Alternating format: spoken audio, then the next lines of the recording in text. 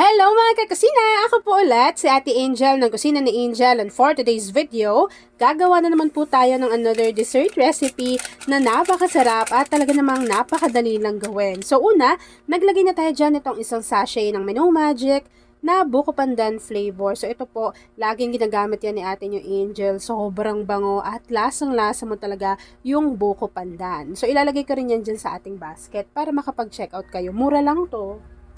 After nating mailagay yung ating jelly powder, syempre tutunawin po natin yan sa 3 cups of water. Tunawin lang po muna natin ng maigi yung ating jelly powder para naman po hindi lang siya namumuo dyan sa bottom ng ating pan. Take note po na habang hinahalo nyo po yan ng maigi at tinutunaw yung jelly powder, wag nyo munang bubuksan yung apoy sa inyong kalan. Kasi meron pa rin sa inyo na talagang hindi pa rin talaga siya marunong magluto ng jelly mixture. So baka mamaya kasi sobrang bilis nyo naman pakuluin or what, hindi nyo tinutunaw ng maigi, ganon. So, ang pinaka-sekreto lang naman doon ay tunawin mo ng maigi yung jelly powder bago, kapag natunaw na po yung ng maigi, pwede nyo nang buksan yung apoy sa inyong kalan. Pero dapat po, ang pagbukas ng apoy ay medium to low heat lamang. Tapos po, continuous nyo po yung lulutuin and then hihintayin po natin yung kumulo. Kapag kumulo na yung mixture na yan mga kakusina, ay ilalagay lang natin yan sa isang lagayan. So habang hinihintay natin yung kumulo, please don't forget to like and follow yung ating Facebook page, Kusina ni Angel. Kung meron ka ring Instagram, paki-follow na rin ako doon, Kusina ni Angel. At kung gusto mong matuto pa ng iba pang mga recipes o kaya naman gusto mo mag-share ng mga niluluto mo everyday na gusto ko ring makita para masubukan naman ni atin yung Angel, meron tayong Facebook group. Nandyan lang po yan sa ating Facebook page. And yes mga kakusina, kung isa ka din pala sa dessert lover, pwede kang mag-comment dyan sa ating comment box section. Ilagay mo lang, "Hi Ate Angel," at ilagay mo na rin kung taga saan ka nanonood. Kapag nahiwa na natin into cubes yung ating buko pandan jelly, ilagay lang natin to sa ating mixing bowl. And then nag-drain lang po ako nitong Tita Ellie na nata de coco. Dalawa po yan. Yung color white lang na nata de coco yung pinili ko. Maglalagay rin ako dito ng 1 can or 380 grams ng evaporated milk. Kakailanganin din natin dito ng 1 can or 380 grams nitong Marie Condensada. Pwede pong chilled overnight yung gawin ninyo para mas mabilis nyo po yung ma-enjoy. And then, ito naman po yung buko. Nasa sa inyo naman kung gaano karami. Ito po ay 3 piraso lang. Yan, 3 piraso ng buko po iyan na pang salad, tapos pinakayod ko na. And maglagay lang din po tayo ng all-purpose cream. Mas okay sana kung chilled overnight para mas mabilis ninyong ma-enjoy yung inyong mga dessert. Pero ito po okay lang kasi pwede naman natin yung ilagay sa ating chiller para lumamig, tapos kumapal pa yung consistency. Kapag nailagay na po natin lahat yung ating mga ingredients, pwede na po natin tong haluin. Pwede kayo dyang maglagay ng keso ha. Tapos pwede nyo namang dagdagan pa yan ng sago, ganon. Pero ako po okay na sa akin yung ganito.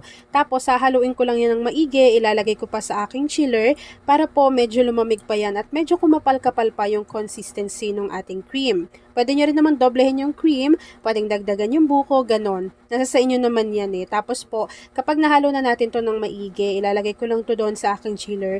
And then, ipapakita ko na sa inyo kung ano, yung natapos nating easy dessert recipe. Alam ko naman na yung ganitong klase ng dessert recipe, kahit walang okasyon, kapag ginawa mo yan, talaga namang mauubos sa mesa ninyo. So, at ayan na nga mga kakusina, once na lumamig na po yung ating dessert recipe, pwede nyo pa yung mas patagalin pa sa ref ninyo para mas maging firm yung consistency ng ating cream. So ako po ganito na lang kasi malamig naman na yan, tas masarap na. So this time, pwede na po natin yang i-enjoy. At ayun na nga mga kakusina, tapos naman po ang ating easy dessert recipe na buko pandan salad. Kung nagustuhan mo yung ating video, please like and share this video. At kung hindi ka pa nakakapag-subscribe sa aking YouTube channel na Kusina ni Angel, please click subscribe button, click mo na yung notification bell, click all para lagi kang updated sa bawat ina-upload kong mga videos. Yun lang mga kakusina, thanks for watching and enjoy this video. Pakishare ng ating video lalo na kung isa ka sa dessert lover. Hello mga kakusina! Ako po ulit si Ate Angel ng Kusina ni Angel, and for today's video, gagawa na naman po tayo ng another dessert recipe na baka hindi nyo pa nagagawa or nasusubukan sa iyong kusina, kaya't panoorin nyo na ang buong video dahil madali lang po ito. So una, meron po tayo ditong makapuno flavor na cake bars. So depende na yan sa lagayan ninyo kung gaano kalaki. Ganon din po karami yung magagamit ninyo. Ayan, so ako po ganito lang yung ilalagay ko. Tapos po, kapag nailagay na natin yan dyan, pwede ninyong i-press pa ng maigi para po maging compact siya dito sa ating lagayan. Tapos ganyan po yung magiging itsura niyan. And then, ilalagay lang natin to sa ating chiller para mas mag-set pa po yan or mag-firm para hindi siya bumagsak mamaya kapag inilagay na natin yung ating pinaka-mixture. Tapos po, set aside lang muna natin to bago gawin na po natin yung next procedure. Habang nakaset aside yung ating cake bars, dito po sa ating kasirola, kakailanganin natin itong isang sachet ng Menu Magic na Buko Pandan flavor. So ito po, 24 grams na po iyan. And then, tutunawin lang po natin yan sa 3 cups of water. After adding ng ating water, siguraduhin nyo po na natunaw ninyong maigi yung inyong jelly powder. After mixing, kakailanganin po natin dito ng 1 can or 370 ml ng evaporated milk. Kakailanganin na rin po natin dito ng 1 can or 380 grams itong Marie Condensada.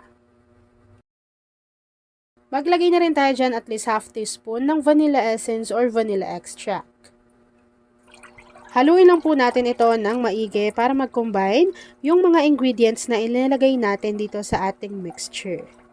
Grabe kung nandito kayo, tas naaamoy nyo lang. Sarap. Bagay na bagay yung dessert recipe na gagawin natin sa kahit anong klaseng okasyon. So kapag nakabukas na po yung apoy sa ating kalan, continuous lang po natin tong hahaluin hanggang sa kumulo yung ating buko pandan mixture. So habang hinahalo ko yan at hinihintay po natin na kumulo yung ating buko pandan mixture, please don't forget to like and follow yung ating Facebook page, Kusina ni Angel. Kung meron ka ring Instagram, paki-follow na rin ako doon, Kusina ni Angel. At kung gusto mong matuto pa ng iba pang mga recipes o kaya naman, gusto mong mag-share ng mga niluluto mo everyday, pwedeng-pwede kang sumali sa ating Facebook group. Andyan lang po yan sa ating Facebook page. At ayun na nga mga kakusina, kapag kumukulo na po yung ating buko pandan mixture, pwede na po nating i-off yung apoy sa ating kalan at direct po natin tong isasalin doon sa sinet aside natin kanina na lagayan na merong cake bars. Transfer lang natin to dito directly. Sobrang bango. Tapos kapag na-transfer nyo na yan dyan, hintayin lang po natin yung mag-set, mag-firm. At ayun na nga mga kakusina, once na lumamig na po yung ating dessert recipe, naglagay lang po ako dyan ng cake bars. Dinurog ko lang yung pinaka natira ko, tapos inilagay ko dyan sa ibabaw. Tapos, pwede na natin yan i-enjoy. At ayun na nga mga kakusina, tapos naman po ang ating easy dessert recipe na Buko Pandan Jelly Ref Cake. Kung nagustuhan mo yung ating video, please like and share this video. At kung hindi ka pa nakakapag-subscribe sa ating YouTube channel na Kusina ni Angel, please click subscribe button, click mo na yung notification bell, click all para lagi kang updated sa bawat ina-upload kong mga videos. Yun lang mga kakusina, thanks for watching and enjoy this video.